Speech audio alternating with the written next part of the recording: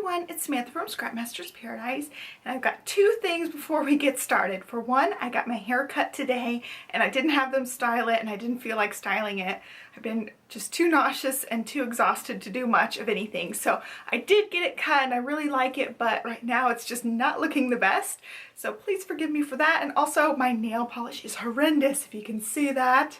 I have not taken my nail polish off. I've been too nauseous to mess with anything that smells, and nail polish remover, of course, is really smelly. So when I'm feeling up to it, I'll remove that, but until then, you guys might have to deal with my really ugly manicure.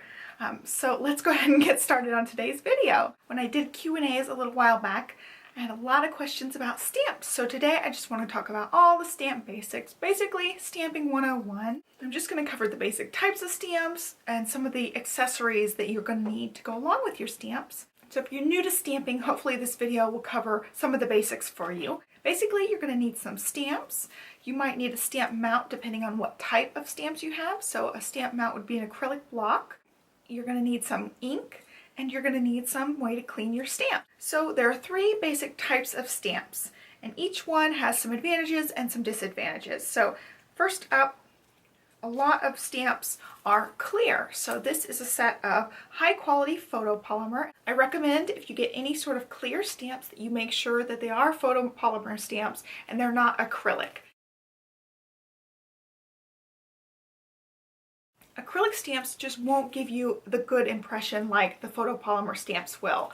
With photopolymer stamps, they stamp just as good as rubber most of the time, and with the acrylic stamps, they're very finicky. They don't work with a lot of inks. Inks bead up on the surface, and they're not really made for high quality stamping, whereas photopolymer stamps were designed specifically to hold on to the ink and give you a really good impression. So I highly recommend, if you're going with clear, to go with the high quality photopolymer. The good thing about the high quality photopolymer clear stamps is you can see through your stamp. When you stick it to one of your acrylic blocks like this, you can see where you're stamping and you know what you're going to get when you're stamping. With other stamps, you can't see through them like these.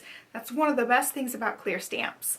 Another cool thing about clear stamps is some of these skinny sentiment ones like this. You can bend them a little bit and make round sentiments. The other kind of major stamp is rubber stamps. So you got rubber and clear. Rubber stamps come in two different varieties. You can have unmounted, which is mounted on some cling foam here, and this just sticks to an acrylic block. Or you can have wood mounted stamps where they come already with the wood block. So these are nice because they already have the mount with them, but they take up a lot of space. Whereas these rubber mounted ones are really small and slim. You do need an acrylic block to stick these stamps on. And some companies still do naked rubber stamps, so they'll be just the rubber sheet without that cling cushion on there. And I don't have any of those right now, but there are some companies out there that still do the naked rubber. And you just need to buy some Easy Mount, which is this foam cling stuff with the static cling on the back, or you can just use them plain on your acrylic block just with some adhesive. So I've gotten away with not having the cushion on there, but I do think overall you get a better impression when you do have that cling cushion on there. Let's talk acrylic block. You are going to need some acrylic blocks if you like rubber unmounted stamps or clear stamps. So there's lots of different acrylic block choices out there. Some of them have nice beveled edges, some of them have grid on them. You can get them in lots of different sizes. I've got two personal favorite brands that I like. I like the American Crafts brand. I actually have two of their bigger blocks, and here's one of the big square ones. I like that it has the grips on the side, and I like that it has the grid. And then I also like the Stampin' Up! Brand blocks because they have beveled edges on all the sides, so they're really convenient and it's easy to hold them. You don't end up dropping them a lot. It's always nice to have a couple of different blocks when you're stamping. You don't have to keep changing your stamp on each block. You can use a couple of different blocks if you need to, so you can stamp multiple things at once. Like stamps can vary in quality, inks can also vary in quality. There's lots of different ink choices out there, and there are a couple of different kinds of inks that you're going to find. The two major kinds of ink out there are dye ink and pigment ink. Well, I'm not going to be talking about pigment ink much, but pigment ink is a very slow drying ink and you use it for embossing.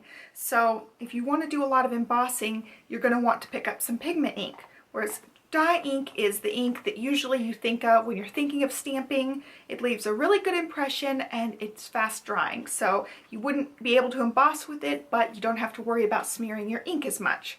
My two current favorite brands of dye ink are Stampin' Up! So the Stampin' Up! Ink pads come in this clamshell type of flip case. You just flip it open, and it's nice because the ink pad itself is stored upside down automatically, which means the ink is going to stay near the surface of your pad. And the other ink I like, specifically for Copic coloring because it won't bleed, is Memento. So Memento comes in two different sizes, the full ink pad size and then the mini dewdrop size. And I really like these pads. They do come in a lot of colors. And one kind of ink I like for inking edges and doing some inking techniques is Distress ink, but I don't find that I get a very good impression when I'm stamping with this. It does tend to beat up on all of my stamps, so I don't like this one as much for actually stamping anything. It gives a really rustic kind of look if you're stamping with it, but it's great for lots of inking and watercoloring techniques.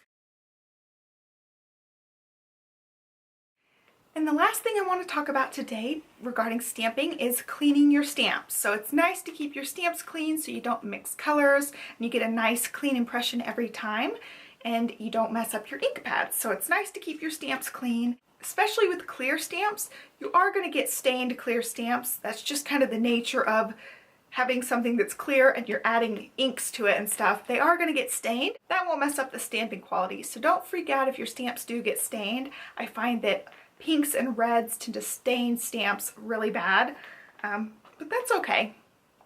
You still want to keep the surface of the stamps clean just so that you don't mix your inks and you don't mess up your ink pads. So I recommend getting a nice stamping cleaner. You can pick these up in craft stores. I like the Stampin' Up! Kind, although it does smell really strong, so if you're like me and you have problems with scents sometimes, you might want to find a different one. I like to water this one down and then it doesn't smell as strong, but it still works really good. So you can use this with just a towel. This is just a painting towel I had. I got some paint on there. And then also you can use a scrubby pad like Stampin' Up's. I have this one. It's a retired one, but they still make a scrubbing pad. And they also sell something very similar to this in the big craft stores. So basically what you do with the scrubbing pad is you just open it up, spray one side, and then that's your wet side, and then you'll rub your stamp over the wet side and then dry it on the dry side, and then your stamp's good to go. I've also heard of people using baby wipes, but you want to make sure if you're using baby wipes to use the alcohol-free kind so it doesn't dry out your stamps and mess. So there are a couple of things that you can try if you're not getting a very good stamp impression. For rubber stamps, sometimes there's something on the surface of the stamp. It just has to do with how the stamps are manufactured. So what you can do is rub these on your blue jeans or rub them on a towel like this and just rub up the surface of the stamp so you get off that coating, and then it should stamp really good. High quality photopolymer stamps should not have any sort of coating on them, but sometimes the surface is super smooth. So if you want to prime the surface, you can ink them up a couple of times and stamp them off on some scrap paper. And then usually after a couple of times, you get a much better impression. If you're using cheapy clear stamps that are made out of acrylic, they will have some sort of thing on their surface. You can use an eraser to go over the surface or your towel, or you can just rub them on your blue jeans and get that coating off of your stamp. And if you've tried all those techniques, if you're still getting ink beading up on your surface, you want to try a different ink pad. Sometimes it's just the formulation of the ink pad. All ink pads are not created equal, so just test out some brands and see what ink pads you enjoyed using. I have a couple that I recommend, and they're the ones that I found have been the best. So I definitely recommend the Memento and the Stampin' Up! New ink formulation. I hope that you guys find this video helpful. If you have any other stamping questions, leave them below and I will try to answer those in future videos. I hope that you guys enjoyed this video. Be sure to subscribe to this channel so you know when I update next time, and I'll catch you guys next time. Thanks so much for watching. Bye.